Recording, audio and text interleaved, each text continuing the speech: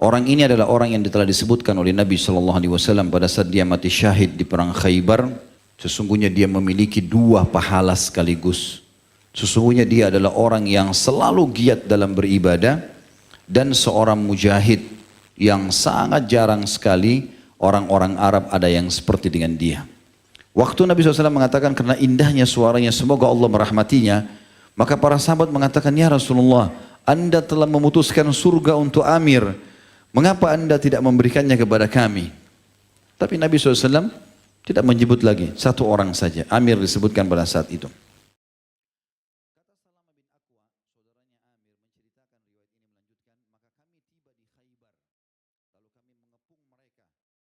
Baik teman-teman sekalian, kita sekarang berada di sebuah bahtera kehidupan sosok sahabat yang luar biasa. Jarang kaum muslimin yang mengetahui siapa orang ini.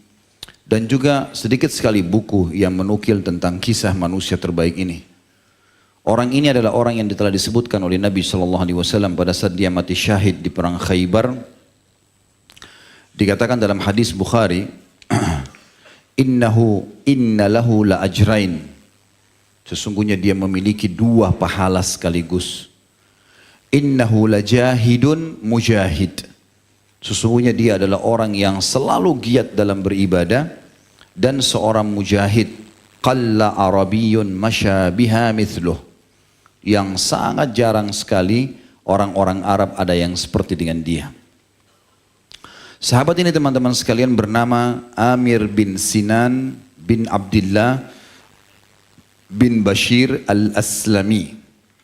Nah, jadi suku Aslami ini perlu digarisbawahi karena punya kedudukan besar di sisi Nabi SAW.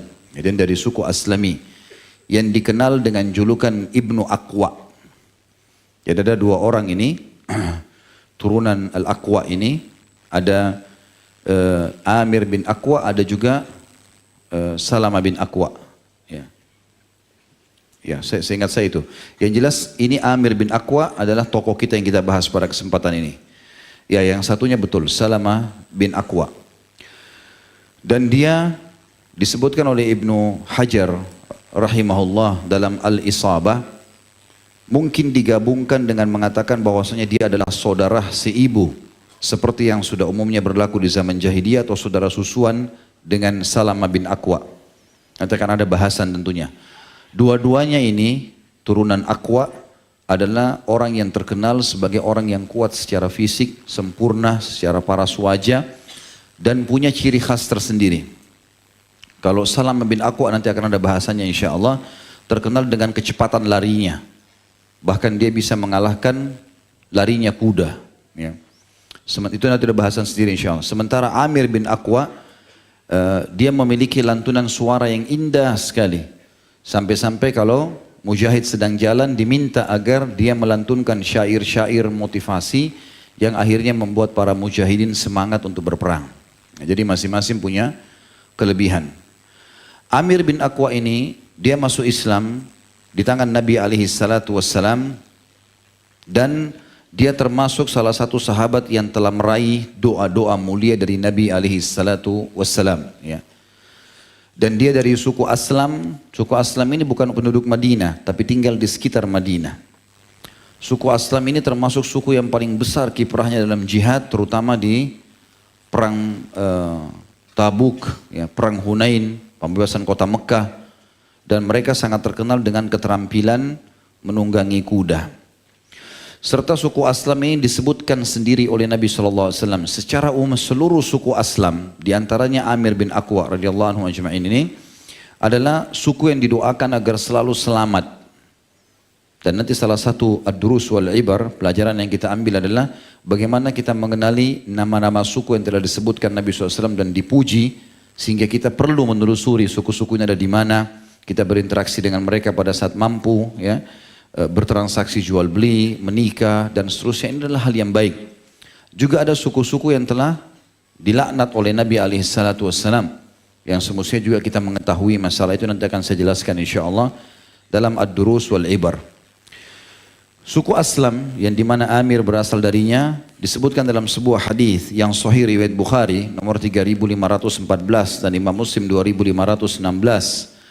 Kata Nabi SAW, aslamu salamahallah wa gifaru ghafarallahu laha. Ama anni lam aqulha walakin qalahallahu azza wa jal. Yang artinya, semoga Allah selalu menyelamatkan suku Aslam.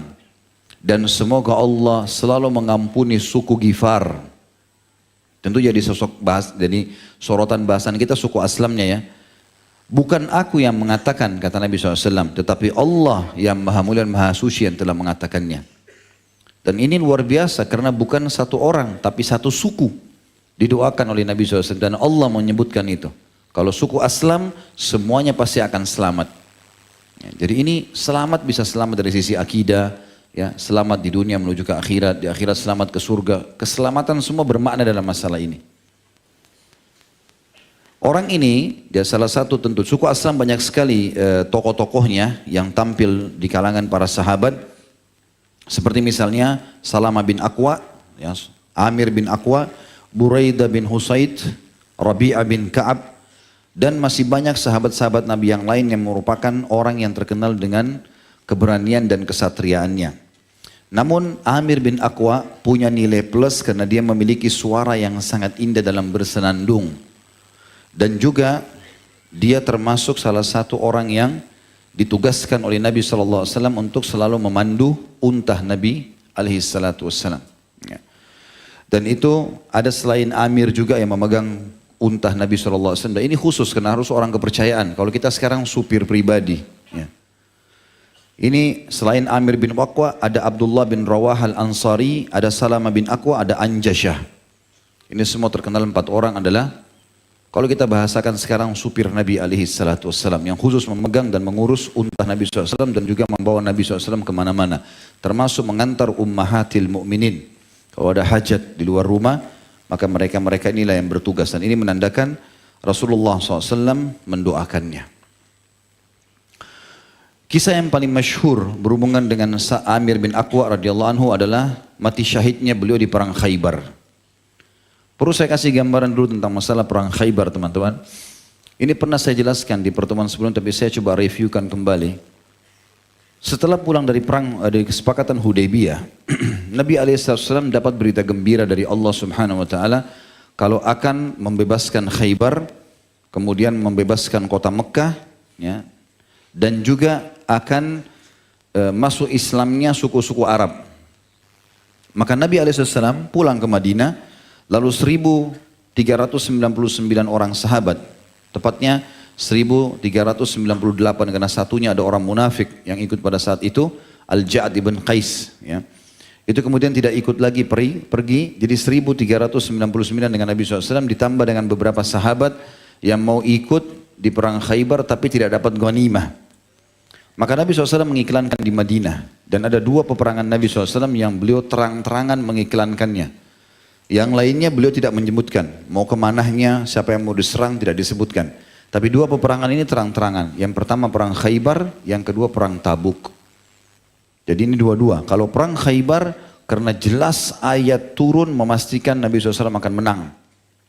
Kemudian perang Tabuk karena perjalanan jauh dan membutuhkan energi, pengorbanan harta, meninggalkan keluarga, apalagi waktu itu di musim panas dan akan panen kurma yang besar, artinya panen besar masyarakat Madinah, maka butuh pengorbanan. Maka Nabi SAW mengiklankan terang-terangan. Perang Khaybar ini teman-teman, waktu Nabi SAW pulang dari kesepakatan Hudaybiyah, banyak orang-orang munafik yang datang lalu berkata, "Ya Rasulullah, kami enggak sempat ikut bersama anda di kesepakatan Hudaybiyah. Andai saja kami tahu orang-orang Quraisy akan memerangi anda, kami pasti akan ikut. Maka izinkan kami ikut ke Khaybar." Ternyata ada alasannya, ini Allah bongkar dalam surah At-Taubah, ya, tentang masalah alasan-alasan ini. Ternyata mereka mengucapkan itu karena mereka tahu Nabi SAW sudah memastikan Khaybar akan takluk di tangan beliau. Dan juga seluruh Khaybar akan jadi harta rampasan perang. Dibagi hanya ke 1.400 orang sahabat pada saat itu. Tidak banyak. Satu kota. Ya, kalau satu kota itu bisa dihuni oleh ratusan ribu bahkan sampai jutaan orang. Tapi ini dibagi kepada mereka karena memang dimenangkan oleh kaum muslimin. Maka banyak di antara mereka mau ikut, tapi mereka tidak bisa ikut. Ya. Mereka tidak diizinkan oleh Nabi SAW karena ternyata Mereka hanya menunggu ganimah itu. Maka Allah menyuruh Nabi SAW menyampaikan, karena mereka alasannya kami mau ikut mati syahid, jangan haramkan kami dari pahala jihad. Kata Nabi SAW, baiklah, ikut tapi tidak ada ganimah. Ternyata tidak satupun ikut. Karena mereka targetnya ganimah. Berangkatlah baginda Nabi SAW di malam hari menuju ke Khaybar ini. Menuju ke Khaybar. Waktu lagi jalan, dalam sebuah riwayat Bukhari disebutkan, ada seseorang berkata kepada Amir bin Aqwa, tokoh kita ini. Wahai Amir, tidakkah kau senandungkan suaramu yang indah untuk memotivasi kami? Gitu kan. Dalam riwayat lain, Nabi SAW yang meminta beliau. Tapi ini dalam riwayat Bukhari dikatakan, kita berpegang pada riwayat ini. Maka mereka berkata, wahai Amir, tidakkah kau senandungkan suaramu yang indah? Dan dalam riwayat Bukhari dikatakan, Amir adalah salah satu laki-laki penyair dan memiliki suara yang lantang dan juga merdu. Maka dia mulai melantunkan syairnya yang masyhur. Dia mengatakan, Allahumma laula anta mahtadaina wala tasaddaqna wala sallayna fakfir fidaan laka mattaqaina wa thabbitil aqdami illa qayna wa alkiyan sakinatan alayna inna idha siha bina abayna wa bissiyahi awwalu alayna. Artinya, ya Allah, jika bukan karena engkau, niscaya kami tidak akan mendapatkan petunjuk. Dan ya Allah, kami juga tidak akan mungkin bersedekah dan tidak mungkin mengerjakan salat. Maka ampunilah dosa-dosa kami sebagai tebusan selama kami masih bertakwa. Dan teguhkanlah kaki-kaki kami bila kami bertemu dengan musuh. Limpahkanlah ketenangan kepada kami. Sesungguhnya jika kami diseru untuk berjihad, niscaya kami selalu hadir. Dengan seruan itulah mereka bersandar kepada kami. Maksudnya orang kaum muslimin bersandar dengan kekuatan kami sehingga kami bisa menyerang musuh. Suara ini sangat indah pada saat itu dan terdengar hampir mayoritas karena malam hari Nabi SAW menuju ke Khaybar agak sunyi gitu. Waktu Amir melantunkan suaranya kedengaran dan indah sekali. Sampai Nabi SAW tanya, siapa suara itu? Suaranya siapa itu? Yang bersenandung begitu indahnya. Maka orang-orang menjawab, Amir bin Aqwa wahai Rasulullah. Maka kata Nabi SAW, semoga Allah merahmatinya. Ya. Tahu maknanya ini? Kalau Nabi SAW mendoakan, semoga Allah merahmatimu, semoga Allah memaafkanmu. Ini berarti kalau dalam kancah peperangan orang itu akan mati syahid. Orang itu akan mati syahid. Dan sahabat sudah faham masalah itu. Makanya mereka berharap Nabi SAW mendoakan di tengah jalan supaya dapat doa itu. Waktu Nabi SAW mengatakan karena indahnya suaranya semoga Allah merahmatinya, maka para sahabat mengatakan, ya Rasulullah, Anda telah memutuskan surga untuk Amir, mengapa Anda tidak memberikannya kepada kami? Tapi Nabi SAW tidak menyebut lagi, satu orang saja, Amir disebutkan pada saat itu. Kata Salama bin Aqwa, saudaranya Amir menceritakan riwayat ini melanjutkan, maka kami tiba di Khaybar, lalu kami mengepung mereka, kami ditimpa kelaparan hebat, kemudian Allah Ta'ala membuka Khaybar untuk kaum muslimin. Saya kembali ke kisahnya, waktu Nabi SAW jalan menuju ke Khaybar, beliau memerintahkan agar sahabat kalau ya di tengah jalan suruh berjalan rapi, tidak boleh terpisah. Karena pasukan kalau terpisah mudah diserang. Kemudian Nabi SAW mengingatkan, ingatlah, jangan pernah kalian berharap bertemu musuh. Tapi kalau kalian bertemu, maka kokohkanlah. Itu wasiat Nabi SAW. Jadi kita tidak boleh sombong, walaupun kita punya keterampilan perang, bela diri, tetap kita enggak berharap ketemu musuh. Berharap mereka dengar, mereka lari. Tapi kalau kita sedang bertemu, maka kokohkanlah telapak kaki.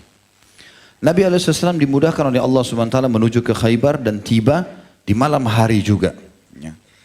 Waktu itu perjalanan mengambil sekitar 2 harian perjalanan. Ya, karena Khaybar kurang lebih 170-180 kilometer dari Madinah. Tapi dengan hikmah Allah Subhanahu Wa Taala, waktu itu orang-orang munafik di Madinah mengirim surat, Abdullah bin Abi Salul pimpinan mereka mengirim surat ke Khaybar memberitahukan sehingga orang-orang Yahudi mengadakan persiapan. Tapi dengan hikmah Allah di malam tibanya Nabi SAW, satu Khaybar Allah buat mengantuk, tidur semuanya. Termasuk pasukan-pasukan jaga mereka. Maka Nabi SAW dan muslimin berhasil menancapkan kemah-kemah mereka dekat benteng mereka, tepatnya benteng pertama, karena ada 9 benteng di situ. Di antaranya benteng pertama namanya benteng Naim, ini yang paling kuat. sehingga butuh sekitar 43 hari untuk menembusnya. Yang jelas Nabi SAW akhirnya tinggal bersama muslimin di situ, istirahat malam hari. Besok pagi, rupanya pengembala-pengembala, mereka punya benteng-benteng, ada 9, satu benteng ini ada kehidupan di dalam, ada sumur, ada peternakan segala macam. Tapi pengembala-pengembala mereka itu harus membawa domba keluar pagi hari, makan, pulang sore hari. Begitu buka pintu gerbang, mereka kaget melihat muslimin ada di situ. Lalu mereka berteriak, wah khamisah, ya artinya musuh sudah di depan mata. Maka orang-orang Yahudi baru sadar ternyata Nabi SAW sudah ada. Dan pada saat itu pertama kali Nabi SAW dalam peperangan mengangkat suara dengan keras sambil mengatakan, binasalah wahai kalian hai kaum Yahudi, binasalah kalian hai kaum Yahudi, sesungguhnya kami kaum kalau sudah menginjakkan kaki kami ke sebuah tempat maka kami pasti akan menguasainya. Ringkas cerita adalah Nabi SAW mulailah berusaha mengatur strategi untuk bisa menembus benteng Khaybar. Namun karena benteng mereka kokoh sekali dan orang-orang Yahudi menggunakan strategi dengan cara melemparkan anak-anak panah. Lempar anak panah, bolak-balik gitu kan. Lalu kemudian setelah lempar anak panah banyak dari pagi sampai sore. Non-stop. Umat Islam zaman itu kalau ada panah, mereka cuma bisa berlindung sama perisai. Jadi perisai ditancapkan di tanah di depan muka mereka lalu mereka berlindung. Karena kalau di kemah, kalau di kuda bisa kena anak panah karena banyak yang dilempar gitu. Akhirnya muslimin tetap bertahan. Hari pertama, hari kedua, hari ketiga, rupanya dari benteng Naim keluar seseorang. Maaf, saya lupa tadi. Di hari pertama sebelum mereka lemparkan anak panah, Nabi SAW kirim seorang sahabat ke sana, bawa surat. Isinya tawarkan Islam, kalau nolak jizyah, kalau nolak berperang. Lalu orang-orang Yahudi bilang, baiklah, nanti kami kasih jawabannya. Gak lama kemudian setelah Nabi SAW utusannya kembali, orang-orang Yahudi melempar anak panah. Berarti ini jawaban mereka, artinya mau perang. Gitu kan? Maka Nabi SAW sudah paham kalau mereka tidak ingin damai, tidak mau masuk Islam, mereka cuma ini berperang. Di hari ketiga, keluarlah dari benteng Naim seorang kesatria Yahudi. Kesatria Yahudi namanya Marhab. Ya.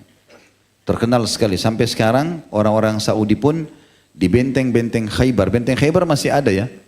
Kemarin kami waktu bimbing umrah, saya sengaja ajak jemaah untuk pergi ke sana. Itu perjalanan kita ke Khaybar dan di tengah-tengah benteng itu yang bisa dimasukin mobil dan bus, saya ceramah di situ untuk menceritakan perang Khaybar. Jadi kita bisa saksikan benteng-bentengnya masih ada. Oleh pemerintah Saudi nggak dipakai sama sekali gitu. Memang peninggalan saja begitu. Masih kelihatan, masih kokoh benteng-benteng itu. Dan ini ceritanya panjang lebar sampai selesai Khaybar 9 benteng itu ditembus. Saya sudah ceritakan di Sirah Nabawi. Saya nggak ceritakan semua sekarang. Saya cuma ceritakan benteng pertama Naim namanya. Yang jelas teman-teman sekalian keluarlah Marhab. Marhab ini seorang kesatria yang tinggi besar, kekar, ya, dan dia sangat terkenal. Dia juga ahli membuat senjata, dia ahli berperang. Dan setiap peperangan kalau ada orang yang menyerang Yahudi, begitu mendengar Marhab ada di pasukan mereka ketakutan. Karena Marhab ini dikenal orang yang mahir sekali. Rupanya Marhab keluar seakan-akan menantang muslimin untuk duel. Gitu kan. Begitu didengar ada tantangannya, maka para sahabat mau melawan, ada yang mau menghadapinya. Begitu ada sahabat yang mau maju, maka tiba-tiba dari belakang si Marhab ini dibuka pintu gerbang, lalu keluar pasukan dipimpin oleh kakaknya namanya Harith menyerang muslimin. Jadi muslimin kaget, tidak ada persiapan. Ini cuma pancingan saja. Akhirnya mereka menyerang, ada beberapa korban muslimin tapi tidak ada mati pada saat itu. Lalu mereka kembali lagi tutup pintu gerbang. Besok begitu lagi, diulangi lagi. Mereka cuma keluar nantang, pura-pura balik lagi. Sampai akhirnya setelah 3 hari mereka buat itu, maka Marhab keluar lagi pada saat itu. Lalu menantang. Lalu dia sebutkan syair-syair. Di buku kita ada dituliskan syair itu ya. Marhab lalu keluar, kemudian dia mengatakan, Qad alimat Khaybaru anni marhabu. Khaybar sudah mengenal kalau aku ini adalah Marhab. Syakis silahi batalun mujarrabu.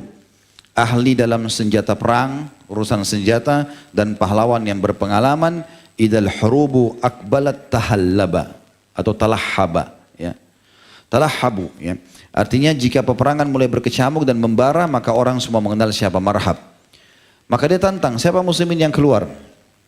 Pada saat itu tokoh kita keluar, Amir bin Aqwa radhiyallahu anhu. Marhab ini orangnya tinggi sekali. Sampai digambarkan waktu dia keluar dari benteng, Nabi SAW sempat tanya, berapa tingginya orang ini? Karena tinggi sekali. Para sahabat mengatakan 5 hasta ya Rasulullah. Dalam riwayat Nabi SAW mengatakan, 5 hasta kah dia? Kata para sahabat, lebih tinggi ya Rasulullah. Tahu 5 hasta? 2,5 meter. Ya. Tinggi sekali. Besar orangnya. Maka Amir bin Aqwa bukan orang yang tinggi besar. Orang yang kecil. Ya. Dan disebutkan ciri fisiknya Amir adalah orang yang kecil, pendek orangnya. Dan karena dia pendek, dia pun membawa pedang yang pendek. Ini kan. Maka sesuai dengan porsinya, kalau dia bawa yang besar keberatan tentu ya. Maka Amir itu keluar, lalu mengatakan, menantang syair itu mengatakan, qad alimat Khaybaru anni Amiru. Sesungguhnya Khaybar juga kenal siapa saya, Amir dari suku Aslam. Syakis silahi batalul mughamiri. Saya menyukai perdamaian sebenarnya, tetapi pahlawan dan pemberani akan menantang perlawanan tersebut atau tantangan tersebut. Maka Nabi SAW izinkan. Terjadilah duel yang seperti tidak berimbang antara orang yang sangat tinggi besar dengan sahabat yang kecil ini. Tapi subhanallah Amir sangat lihai. Setiap serangan selalu dia lewatkan, selalu berhasil. Karena Amir tahu marhab ini tinggi besar dan pukulannya keras, maka setiap dia mukul Amir selalu menghindar, menghabiskan tenaganya, seperti itulah. Sampai Amir melihat sudah ada kesempatan, ternyata dia kelihatannya lemah, sudah mulai melemah. Waktu dia pukul oleh Amir sengaja ditangkis sama perisai supaya pedangnya terlengket di situ, dan betul pedang marhab akhirnya melengket di perisainya Amir. Dengan kondisi seperti itu, dia sulit untuk menarik pedangnya. Amir bin Aqwa radhiyallahu anhu lalu melepaskan perisainya, lalu dia berguling di bawah marhab untuk menebasnya, gitu, untuk membunuhnya. Tapi ternyata karena pedangnya pendek, gitu kan, maka pada saat dia mau menebas kaki marhab meleset dan kena kakinya sendiri. Ya, itu kisahnya begitu. Amir kena kakinya sendiri, sehingga membuat otot besarnya di kaki kena dengan pedangnya dia. Pedangnya tajam. Akhirnya Amir mati gara-gara itu. Mati radhiyallahu anhu. Di sini kisah matinya Amir, gitu kan. Salamah bin Aqwa pada saat itu saudaranya mendengar isu bahwasanya Amir telah membunuh dirinya dan akhirnya seluruh amalnya habis. Gitu.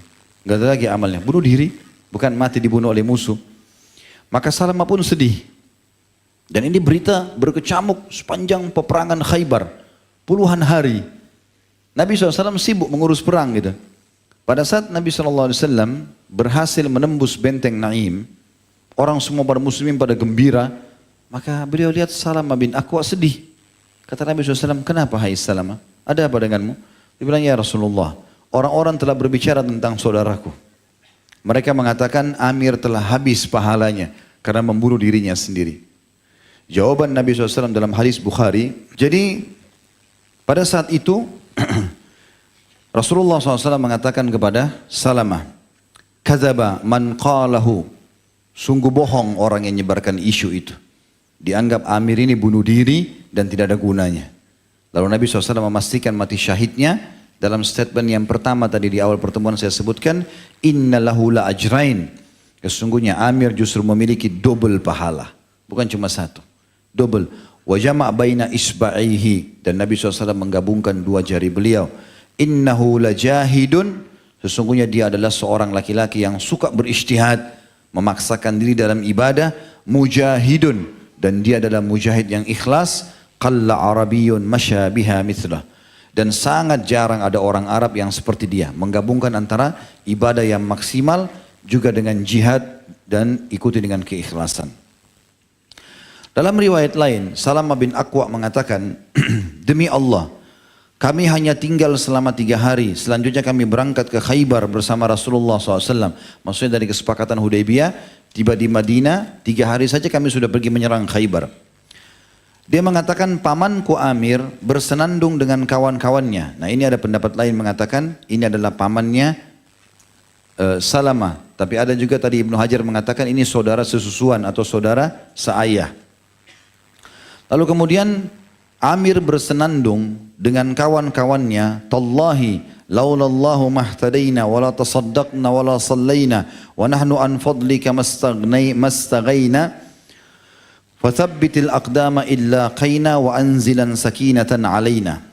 Demi Allah, jika bukan karena Allah, niscaya kami tidak akan mendapatkan petunjuk, kami juga tidak akan bersedekah dan tidak juga mengerjakan salat, kami tidak pernah tidak memerlukan karunia-Nya atau karunia-Mu ya Allah, maka teguhkanlah kaki-kaki kami jika kami bertemu musuh dan limpahkanlah ketenangan kepada kami. Maka Rasulullah SAW bertanya, siapa yang bersenandung itu? Amir menjawab, aku ya Rasulullah. Kata Nabi SAW, semoga Allah mengampunimu. Kalau riwayat Bukhari tadi, semoga Allah merahmatinya. Ya. Karena Nabi SAW cuma dengar dari jauh. Tapi di sini Nabi SAW menanyakan secara langsung. Dan mengatakan semoga Allah mengampunimu. Maka dia pun berkata, Rasulullah SAW tidak berdoa untuk seseorang secara khusus, semoga diampuni kecuali yang bersangkutan gugur sebagai syahid. Maka Amir pun mengatakan, wajabat ya Rasulullah. Telah diterima wahai Rasulullah. Saya akan mati syahid. Dengan gembira dia menyambut itu. Umar bin Khattab radhiyallahu anhu yang kebetulan lagi duduk di atas seekor unta ada di sebelah situ mengatakan, wahai Rasulullah, mengapa anda tidak mengatakan kepada kami apa yang anda katakan kepada Amir? Artinya kami juga berharap dikatakan semoga Allah merahmatimu, semoga Allah mengampunimu, jadi supaya mati syahid. Karena para sahabat waktu itu merindukan mati syahid. Maka pada saat itu pun akhirnya diceritakanlah kisah yang sama. Marhab melawan, kemudian Amir berusaha untuk menebas kakinya, akhirnya Amir terbunuh karena itu. Lalu Salama berkata, lalu aku keluar dan aku mendengar beberapa orang dari sahabat Nabi SAW berkata, Amir membunuh dirinya sehingga amal perbuatannya batal. Maka aku datang kepada Nabi SAW sambil menangis. Aku bertanya atau berkata, wahai Rasulullah, apakah benar amal perbuatan Amir batal? Rasulullah SAW balik bertanya, siapa yang mengatakan demikian? Aku menjawab, beberapa orang dari sahabat anda. Maka Nabi SAW bersabda, telah dusta orang yang berkata demikian, justru Amir mendapatkan 2 pahala. Sebagaimana disebutkan dalam riwayat Muslim, nomor 1802 dan 1806. Ini atau 07 maaf. Ini adalah kisah ringkas daripada Amir radhiyallahu anhu yang bisa dicatat dalam buku ini dan juga yang saya temukan. Saya coba berusaha mencari tahu tentang istrinya, tentang anaknya. Saya belum temukan masalah itu secara pribadi tentunya. Namun insya Allah kita akan coba ambil banyak sekali pelajaran dari manaqib beliau walaupun kisahnya ringkas. Dan juga pelajaran-pelajaran yang sangat besar yang akan kita ambil dari kehidupan beliau radhiyallahu anhu. Namun sebelumnya teman-teman saya akan ceritakan lanjutannya. Setelah Amir terbunuh, ya, mati syahid pada saat itu, kita kembali ke kisah Marhab. Akhirnya Marhab ini merasa dirinya bangga karena ternyata dia semestinya sudah harus mati karena pedangnya tertancap di perisai. Tapi dia dengan bangga akhirnya mengangkat suaranya mengatakan kalau dia membunuh Amir. Tapi sahabat tahu melihat, makanya tersebar berita Amir telah membatalkan amalnya. Setelah itu rupanya Marhab masuk ke dalam benteng dan Nabi SAW menyuruh sahabat untuk istirahat dulu, istirahat semuanya. Ada satu namanya Mahmud. Mahmud ini bersaudara adik kakak sama Muhammad. Dua-duanya anaknya Maslamah. Muhammad bin Maslamah dan Mahmud bin Maslamah. Muhammad bin Maslamah ini teman-teman terkenal sekali. Sahabat yang sangat perkasa, ahli perang. Ya. Dia saingannya Khalid bin Walid. Muhammad bin Maslamah. Jadi bisa dikatakan hampir setiap duel perang pasti menang. Gitu kan. Kakaknya namanya Mahmud. Rupanya si Mahmud ini waktu lagi Nabi SAW suruh istirahat, semua pasukan berdekatan kecuali Mahmud. Mahmud lihat ada bangunan dekat benteng Yahudi, bangunan sudah tua nggak dipakai. Lalu dia pergi baring di sana. Rupanya si Marhab ini lihat kesempatan itu, lalu orang-orang Yahudi pada bicara di atas benteng. Ada orang Islam yang memisahkan diri. Siapa yang bunuh itu? Kata Marhab, saya yang bunuh. Lalu dia pun turun, dia diam-diam masuk, diam-diam sampai ke rumah itu, lalu dia memukul kepala Mahmud dengan batu. Sehingga matilah terbunuh pada saat itu. Si Mahmud mati terbunuh. Lalu Marhab masuk lari ke dalam benteng. Gitu kan. Jadi sudah 2 orang muslim yang terbunuh di sini. Ya, dua-duanya mati syahid pertama dalam Islam. Maka malam itu tersebar berita kalau Mahmud terbunuh. Dan sempat ada sahabat yang menyaksikan kalau Marhab yang membunuhnya. Berkecambuklah informasi sampai akhirnya Mahmud dikuburkan pada saat itu mati syahid. Dan Nabi SAW memastikan juga dia mati syahid radhiyallahu anhu. Besoknya rupanya Marhab keluar karena dia merasa bangga sudah 2 korban dia, gitu kan? Walaupun korbannya ini yang pertama Amir semestinya dia yang kalah, tapi qadarullah memang pedangnya meleset. Kalau Mahmud dia curang, dia bukan ajak duel, diam-diam dipukul kepalanya gitu kan. Maka pada saat itu dia tantang lagi yang kedua kali. Ali bin Abi Thalib keluar. Ya. Lalu waktu dia tantang, kata Ali bin Abi Thalib, saya Rasulullah, saya yang lawan dia. Gitu kan. Lalu kemudian kata Muhammad bin Maslamah, ya Rasulullah, orang ini bunuh kakak saya, biarin saya yang lawan. Maka Nabi SAW bilang sama Ali, hai Ali mundurlah, biar Muhammad yang lawan. Muhammad bin Maslamah lawan Marhab ini. Dan subhanallah dalam beberapa gerakan saja berhasil dibunuh. Marhab mati. Muhammad bin Maslamah dengan luar biasa semangatnya, dia menebas sana sini, terakhir kena bagian dadanya, kena bagian perutnya, dan dipotong kakinya oleh Muhammad bin Maslamah. Marhab ini. Belum mati dia pada saat itu maksudnya, dia luka parah. Muhammad bin Maslamah potong kakinya lalu mengatakan, rasakan, biar kau rasakan kematian dengan susah. Kau telah membunuh kakakku dengan diam-diam. Kenapa kau hantam dengan batu? Kau nggak lawan dia gitu. Maka Marhab pun kesakitan. Teriak-teriak di situ. Orang Yahudi nggak ada yang berani keluar. Muhammad bin Maslamah meninggalkan, pergi ke pasukan. Ali bin Abi Thalib melihat orang ini belum mati. Lalu Ali keluar, di tempat dihenuskan pedangnya, dibunuh Marhab. Matilah Marhab di tangan Ali bin Abi Thalib pada saat itu. Lalu Ali mengambil baju perangnya, pedangnya. Karena kan itu ghanimah. Kalau dalam Islam kalau orang duel, maka milik orang yang dikalahkan miliknya dia. Dan Marhab kena tinggi besar, dia punya baju yang bagus, perisai yang bagus, diambil sama Ali. Begitu Muhammad lihat, Muhammad bilang, ya Rasulullah, ini korban saya. Bukan korbannya Ali. Kata Ali, ya Rasulullah, saya membunuhnya. Kata Muhammad, demi Allah saya membiarkan dia supaya dia mati menderita. Maka kata Nabi SAW, hai Ali, berikan ke Muhammad. Itu ghanimahnya dia, bukan ghanimah kamu. Akhirnya terbunuhlah Marhab dan Nabi SAW akhirnya memberikan kepada Muhammad bin Maslamah. Terus setelah Marhab mati, rupanya keluar lagi adiknya, kakaknya, 2-3 orang, Harith dan beberapa orang, Amr, mati semua terbunuh. Dan terbunuh di tangannya Abu Dujana, Muhammad bin Maslamah, Ali bin Abi Thalib. Setiap duel pasti kalah. Akhirnya orang Yahudi nggak mau duel lagi dan tetap saja benteng belum bisa tembus. Sampai akhirnya sudah 43 hari dikepung. Ada riwayat lain mengatakan 45 hari, maka Nabi SAW menyebutkan hadis yang masyhur. Pada malam itu di perkemahan muslimin, sungguh aku akan memberikan besok bendera kepada seseorang yang Allah dan Rasulnya mencintainya dan juga dia mencintai Allah dan Rasulnya. Kata Umar bin Khattab, demi Allah aku belum pernah merindukan jabatan kecuali malam itu. Ingin ditunjuk jadi pemimpin perang. Dan kata Nabi SAW, Khaybar akan tembus di tangannya. Maka semua orang begadang pada saat itu. Para sahabat nunggu, siapa yang mau ditunjuk nih. Besok habis sholat subuh kata Nabi SAW, mana Ali bin Abi Thalib. Ternyata Ali bin Abi Thalib setelah kasus Marhab mati, berjalanlah kurang lebih 30 hari sekian setelah itu, Ali bin Abi Thalib kena penyakit mata. Dan ada di kemahnya. Kata Nabi SAW, mana Ali bin Abi Thalib? Kata para sahabat, di kemahnya ya Rasulullah. Lagi sakit mata. Kata Nabi SAW, didatangkan. Begitu didatangkan, kata Nabi SAW, kenapa hai Ali? Kata Ali, ya Rasulullah, saya tidak bisa bedain mana siang, mana malam. Matanya buta, kayak orang tidak melihat lagi. Tertutup, entah kenapa gitu. Ya, penyakit mata. Maka Nabi SAW pun menyemburkan ludahnya ke mata Ali. Kemudian Ali pun bisa melihat pada saat itu. Tapi ini ludahnya Nabi SAW. Saya cuma bilang jangan ada yang tersinggung.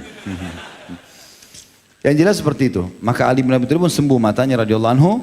Kemudian beliau memegang bendera lalu Nabi SAW titip pesan, hai Ali, ingat, majulah dengan tenang, tawarkan Islam lagi. Lihat bagaimana mulianya Islam ya.